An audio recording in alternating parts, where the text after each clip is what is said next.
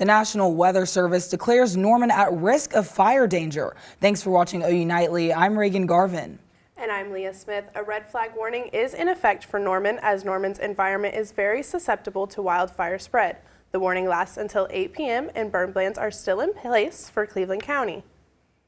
And breaking news, wildfires are breaking out across central Oklahoma. Our campus weather authority is following the fires, and we'll update you as soon as we receive more information.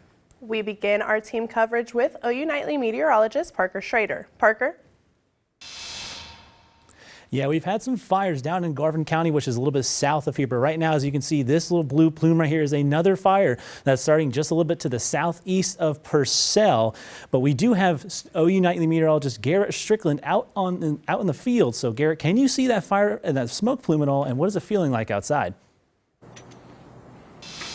Yeah, Parker, if you take a look behind us, you really can't see any of the smoke from the fires. It's really just hazy out there, and that's because the winds from today have really pushed the smoke out of sight. And we have gusts up into the 30-mile-an-hour range today, and that, along with the dry conditions in the air and on the ground, it's making fires very possible out there. We have fires popping up all across the metro, up north by Edmond, down south. So really, as you head out today, be cautious. Parker, back to you. Yes, that's right. And so later in the show, I'll be talking a little bit more about that fire weather threat, when we can see or how we're going to see that warmth and returning, and what we can get for your early March preview. So guys, back to you. In a news conference today, Governor Kevin Stitt and other state emergency leaders addresses the wildfires and fire dangers across Oklahoma. During these fires, 180,000 acres have been burned, but no deaths or loss of homes have been reported. However, as of right now, fires are still in favor of spreading due to current conditions. In the conference, the state of emergency leaders addressed how a state of emergency is still in effect as of right now. Damages from the fires were significant, but contained how prevention and relief efforts are continuing across all of Oklahoma. And officials are urging public awareness because 95% of Oklahoma wildfires are human-caused. President Donald Trump is delivering the State of the Union address tonight at 8 p.m. Trump accepted the formal invitation to speak at this event in January from House Speaker Mike Johnson. Trump is expected to talk about his administration's actions and focus on the economy along with the speech. Many Democratic lawmakers are boycotting the event and holding a similar one at the National Mall in Washington, D.C., where Virginia Governor Abigail Spanberger will deliver the Democratic response to Trump's speech. You're going to hear a speech that is a celebration of 250 years of our nation and our nation's independence. You're going to hear the president share the stories of everyday Americans who have benefited from his policies. You're going to hear the president share tear-jerking stories of American heroes, past and present, who really exemplify what it means to be a patriotic American. The Mexican military and cartels clash after the assassination of a cartel leader. Matthew Carson has that and the rest of today's national and international headlines from the News Center. Violence continues in parts of Mexico tonight following the weekend assassination of cartel leader El Mencho. The cartel is responsible for transporting meth and fentanyl into the U.S.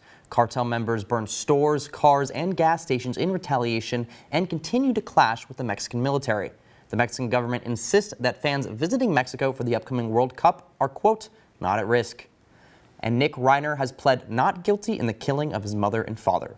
Rob and Michelle Reiner were found stabbed to death in their home in December, and Reiner has been in custody since. Reiner now faces the maximum sentence of life in prison without parole or the death penalty. Prosecutors say they have not decided if they want to pursue the death penalty. And the Guthrie family are offering a reward for information that leads to the recovery of Nancy Guthrie. We are offering a family reward of up to $1 million. The Guthrie family also said that they will donate $500,000 to the National Center for Missing and Exploited Children. Guthrie has been missing since January 31st, and no new evidence has been found. And in other news, the U.S. women's hockey team have declined President Trump's invitation to attend his State of the Union address. Reagan, Leah, back to you. Thanks, Matthew. There really is only one Oklahoma, and OU's Health Campus is proving that. Find out what national ranking the university just received next. And flu season is back and hitting homes in Oklahoma. We'll have more on flu rates in Cleveland County when we come back.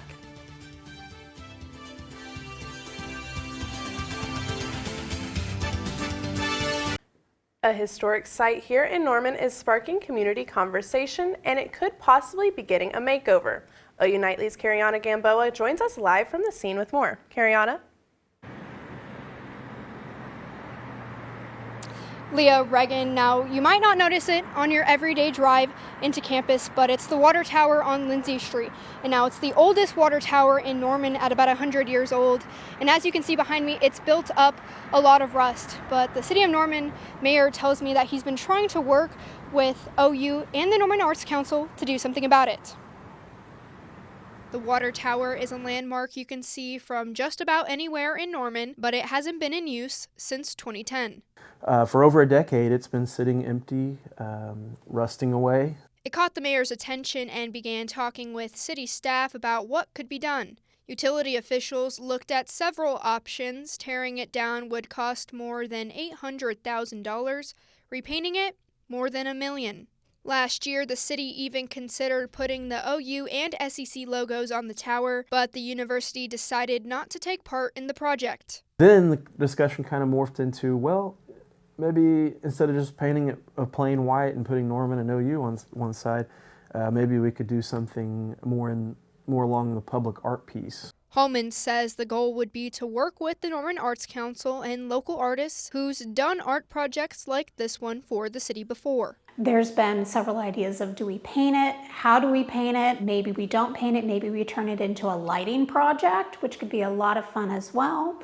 There's a lot of steps that need to happen before we get there, but I think it would be an absolute incredible piece. I reached out to OU for comment on whether or not they're interested in starting up the water tower conversation, but the university says it has no comment at this time.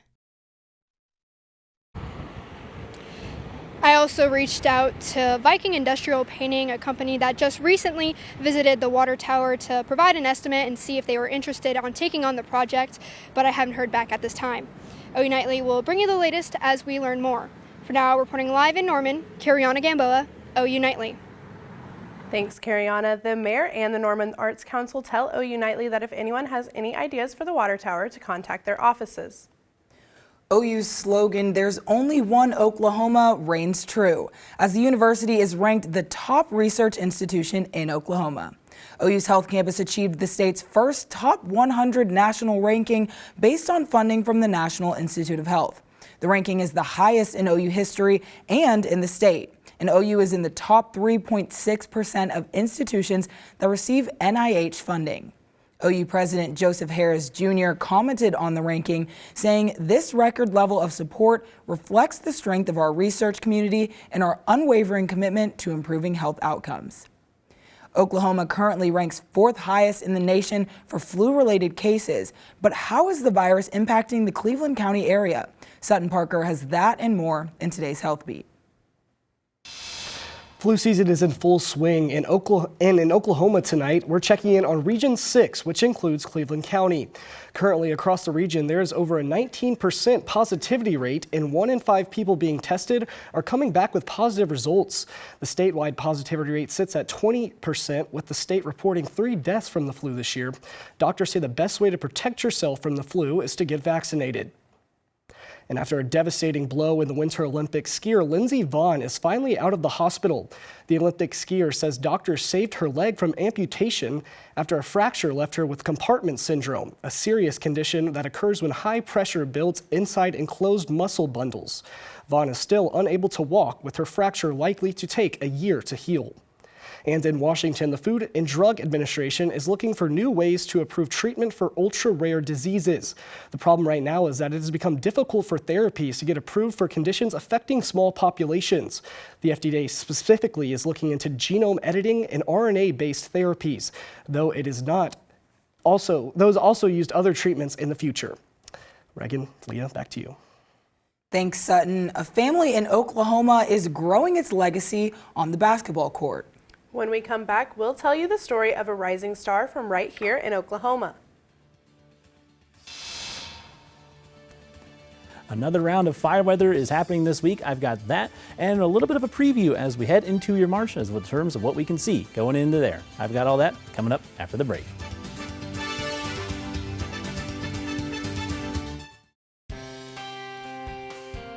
Welcome back to OU Nightly. I want to take a look at this real quickly. I know we have a lot of fires that are breaking out across central Oklahoma, but this was from earlier around the Garvin County fire, and you can just see all that smoke coming in across that fire that was earlier. That fire did get put out, but this is just kind of the scenes that we've been seeing over the last few days and today for sure, because we are still under that red flag warning for much of the state, across the west as well, until about 8 o'clock tonight. And so that's just going to be something we have to keep in mind of, and that's something we're going to be monitoring. So the main risk right now, we do have a little bit of a higher risk down into the southwestern portions of Oklahoma, but as we've seen, we've had plenty of fires here in central Oklahoma, and we're not in that higher area. So don't get too hung up on that, because fires can still happen because of how dry and how warm we are, because right now we have some temperatures up into those 70s right now, 71 here in Norman, a little warmer around Woodward, 78. So that's definitely a lot warmer than we saw a couple days ago. We were up into those 50s, and still the one thing that's been sticking around is how dry we've been.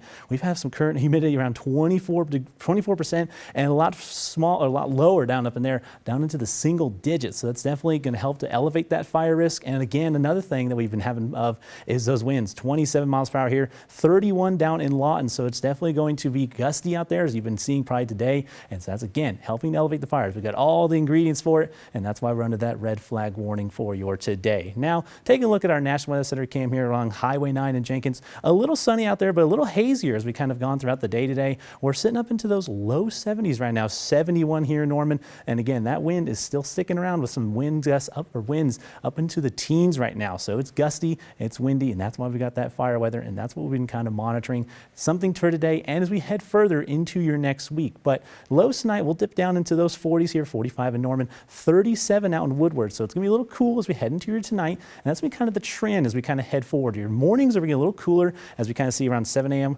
Tomorrow, we're going to have some temperatures up into the upper 40s, but we're going to warm quite a bit back up into the mid 70s. So it's going to be a little warmer as we continue until we head into your next week. And that's going to be kind of the same thing for the next 6 to 10 days. We're going to be sticking up well above average for this time of year. And again, kind of the same thing with our precip. We're going to be potentially seeing into your March of maybe some potential for some rain. I know we need it, but we're not really seeing anything crazy as of right now. I'm going to kind of show you where we're kind of looking as we head further into your next week, into your weekend. We see a little bit of some rain here, not a lot. I want to highlight again, not expecting a ton right now, but we're going to be monitoring it as we head further. But we need some sort of rain, potentially uneven heading into your weekend as well. So we just need some rain. Hopefully we can get some of that as we head into March. We're going to be closer into meteorological spring, so that's something we're going to keep in mind of with severe weather season slowly making its return. So we're going to be keeping an eye on that. But otherwise, temperature-wise, we're sitting it up pretty good with some temperatures up into those mid-70s, as well as an 80 on Saturday. It's almost close to summer-like temperatures. But as we head further into your next week, we're again sticking around those spring-like temperatures. So definitely going to be a lot warmer than what we saw earlier this week.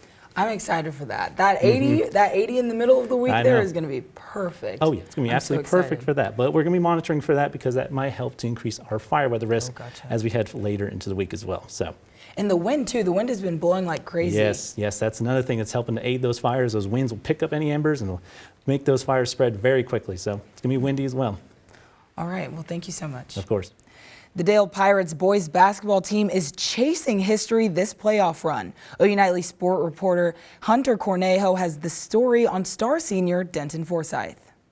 Forsyth for 1, 2, 3. From being the youngest of 3 boys to draining threes on the hardwood while wearing the number 3 and winning 3 straight state championships at Dale, the number 3 has surrounded Denton Forsyth his entire life. Growing up, I played two grades up with my brother, so I just feel like I've been training my whole life to compete against these guys. I feel like I'm definitely ready. With Denton signed to the University of Tulsa and his brother Dayton at OU, their father Josh could not be more proud. It's been lots of fun, lots of miles traveled, going to watch them and support them, and lots of ball games, and it's been really fun.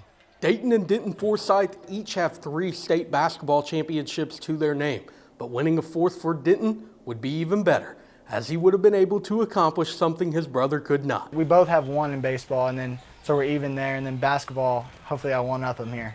Denton's really good at little subtle jabs at him, and Dayton will just give it right back to him. There's a lot of competitiveness with him. For Denton, staying in the Sooner State next season at Tulsa means the world to him. I'm a homegrown kid. I'm ready for my family to come be able to watch. I'm just excited. While playing basketball at the next level is a lifelong dream, It's all about having fun. I like to smile on the court, if you couldn't tell. I like to always be joyful and have fun with my teammates in a way. In Dale, Hunter Cornejo, OU Nightly. Thanks, Hunter. It's going to be a busy week in Norman for sports, with several teams hosting games, and 2 OU freshmen received honors this week after big wins. The sports news just keeps on coming. Court is in session. Find out which standout Sooners future has been flipped upside down after a highly anticipated decision was made today. I have this and more next in sports.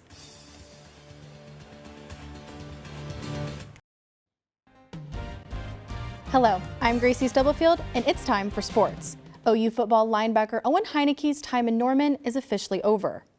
Per On3's George Stoya, Heineke's appeal for an extra year of eligibility has been denied by the NCAA.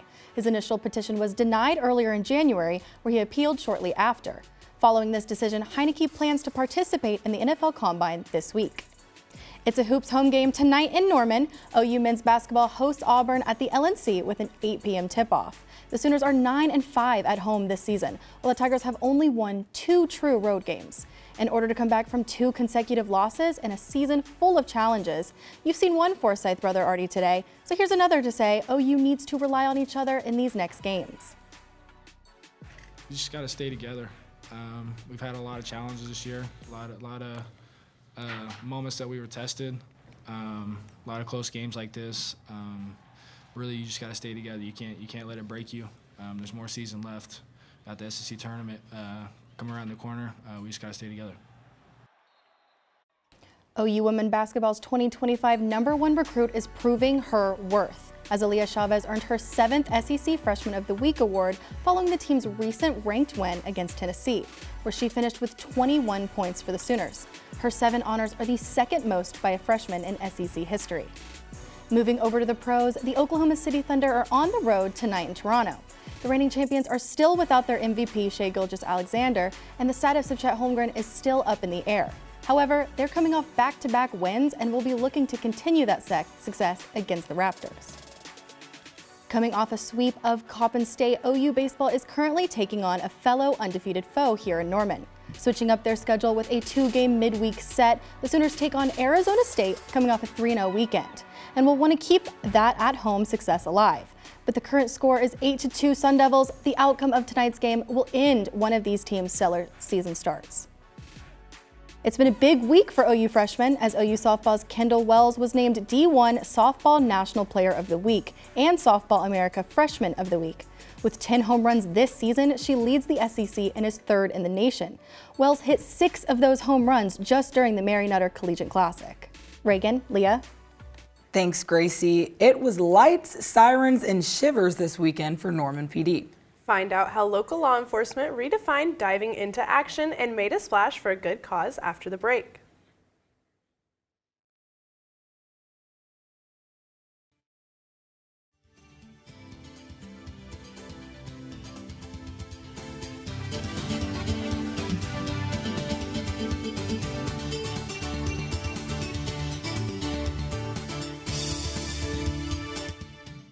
I'm Shana Moss at the OU Nightly Update Desk.